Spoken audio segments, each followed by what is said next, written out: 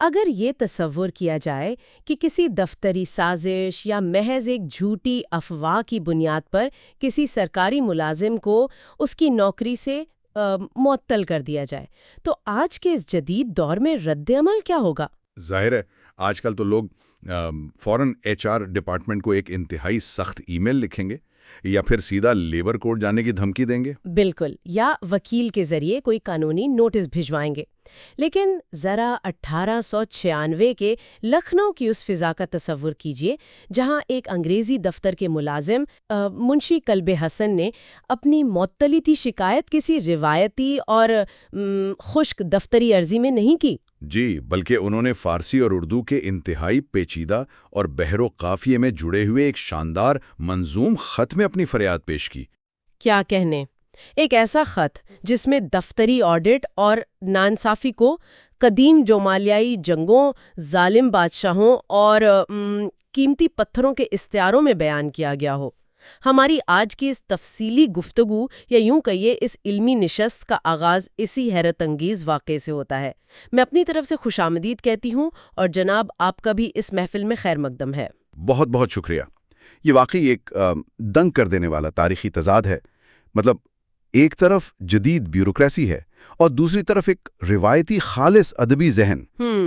اور اس کہانی کی جڑیں دراصل اس گفتگو سے جڑی ہیں جو ہماری گزشتہ نشست میں ہوئی تھی، جب ہم نے میر فتح علی کے سب سے چھوٹے فرزند یعنی منشی سید غلام رضا کے حوالے سے بات کی تھی۔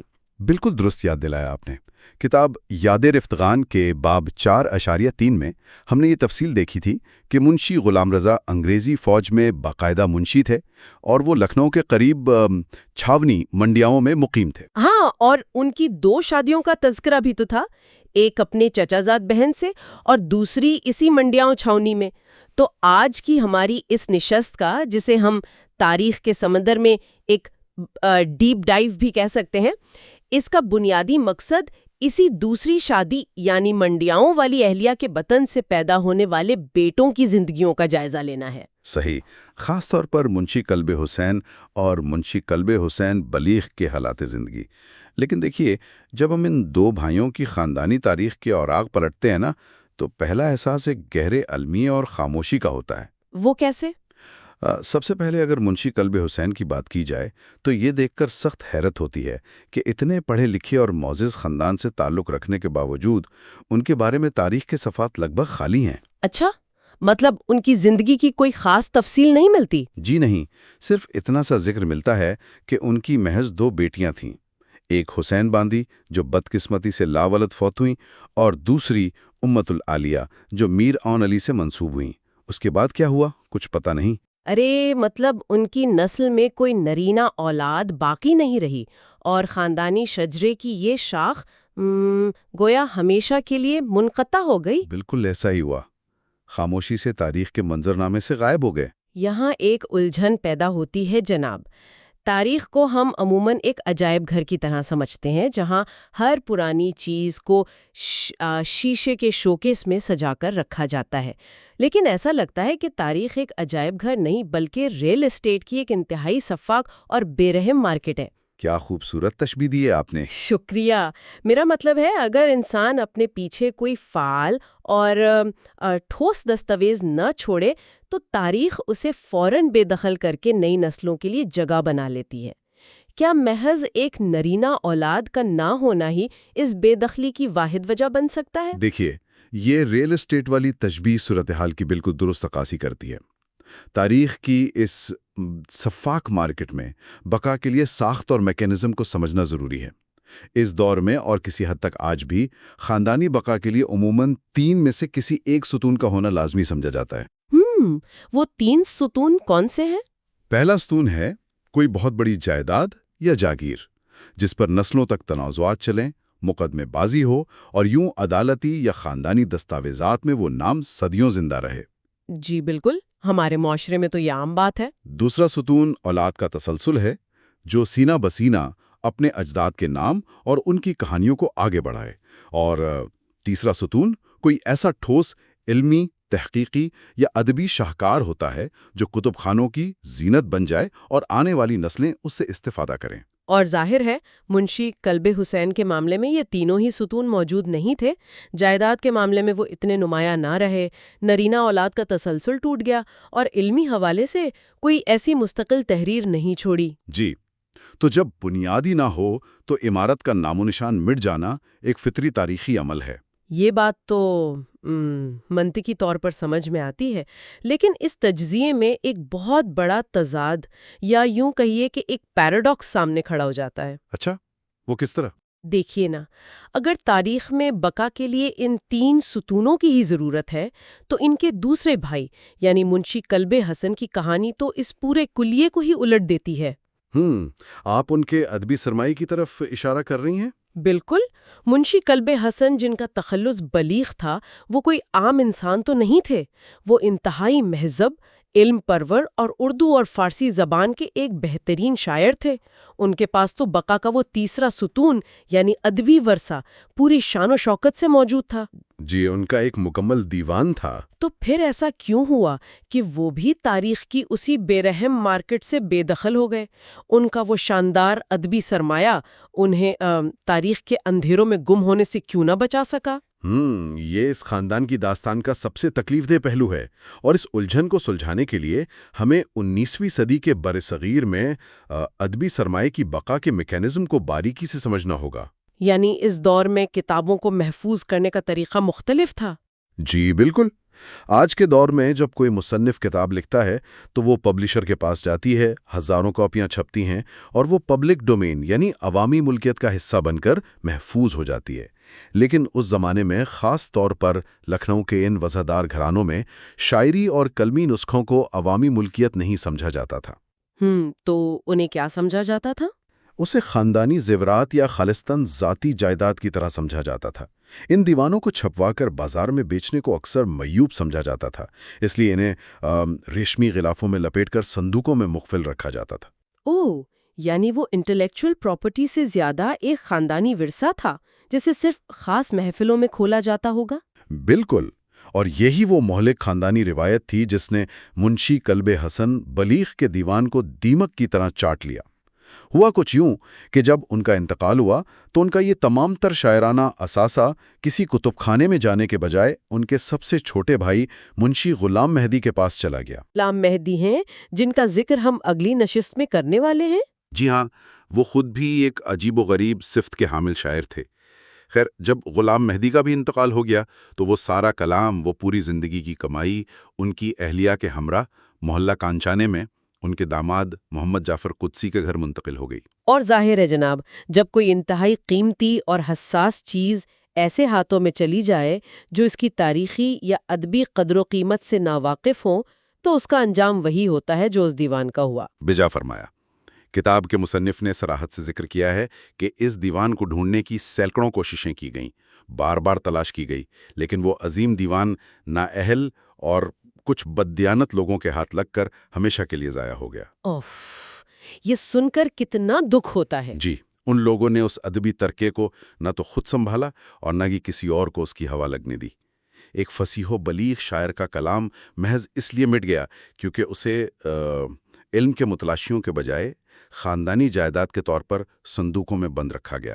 یہ تو واقعی ایک ایسا سانحہ ہے جس کی کسک آج بھی محسوس کی جا سکتی ہے. یہ بالکل ایسا ہی ہے جیسے کسی نے خاموشی سے کسی عظیم الشان کتب خانے کی بنیادوں میں پانی چھوڑ دیا ہو اور وہ علم کا مینار آہستہ آہستہ بغیر کوئی شور مچائے زمین بوس ہو گیا ہو. بہت خوبصورت بات کہی آپ نے. لیکن جناب یہاں ایک اور حیرت جنم لیتی ہے. جس شخص کا تخلص ہی بلیغ ہو، جس کے معنی ہی انتہائی فصیح اور گہری گفتگو کرنے والے کے ہیں، اس کے فن کی پختگی کا اندازہ کیسے لگایا جا سکتا ہے جبکہ اس کا سارا کلام ہی ضائع ہو چکا ہو؟ اور یہیں سے اس نشست کا وہ سب سے دلچسپ حصہ شروع ہوتا ہے، وہ منظوم خط جس کا ذکر ہم نے بالکل آغاز میں کیا تھا. خوش قسمتی سے کلب حسن کی زندگی کا ایک ایسا غیر معمولی واقعہ تاریخ کے سینے میں محفوظ رہ گیا. جی، وہ دفتری معطلی والا واقعہ. بالکل. یہ واقعہ محض ایک خط نہیں بلکہ اس بات کا ثبوت ہے کہ اس دور کے انسان کی شخصیت کتنی مربوط تھی اور زبان و بیان پر ان کی کیسی حیرت انگیز گرفت تھی. تو پھر اس دفتری سازش اور اس منظوم خط کی گہرائی میں چلتے ہیں۔ واقعہ کچھ یوں بیان کیا گیا ہے کہ منشی کلب حسن ایک انگریزی دفتر میں ملازم تھے۔ 1896 کا سال تھا۔ جی، اور ان کے دفتر میں کسی عہدے پر رام پرساد نامی ایک شخص فائز تھا جس نے کسی وجہ سے ڈپٹی کمشنر کے کان بھرے۔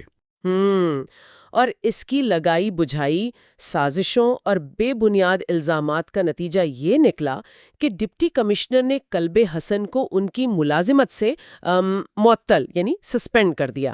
بظاہر یہ ایک عام سا دفتری تنازع معلوم ہوتا ہے، ہر دور میں دفاتر میں ایسی سازشیں ہوتی رہتی ہیں، لیکن کلب حسن کا اس ناانصافی پر رد عمل بالکل غیر روایتی تھا۔ انہوں نے اس معطلی کی فریاد اپنے بہنوئی ڈپٹی غلام حیدر سے کی، جو اس وقت ایک انتہائی با اثر سرکاری عہدے پر تھے۔ جی ہاں، کلب حسن نے انہیں خط لکھا، مگر یہ کوئی سیدھی سادی روتے دھوتے الفاظ پر مبنی عرضداشت نہیں تھی، بلکہ فارسی اور اردو کی آمیزش سے تیار کردہ ایک مکمل منظوم خط تھا۔ ذرا رکیے، مطلب انسان کی نوکری چلی گئی ہے، روزگار کا ایک سنگین مسئلہ کھڑا ہو گیا ہے، اور وہ شخص پریشانی میں بیٹھ کر بہر اور قافیے ملا رہا ہے۔ یہ بات آج کے مشینی ذہن کو تھوڑی عجیب لگتی ہے۔ یہی تو وہ ثقافتی اور تہذیبی فرق ہے جسے محسوس کرنے کی ضرورت ہے۔ آج کل ہم نے کام اور فن کو دو الگ الگ خانوں میں بانٹ دیا ہے۔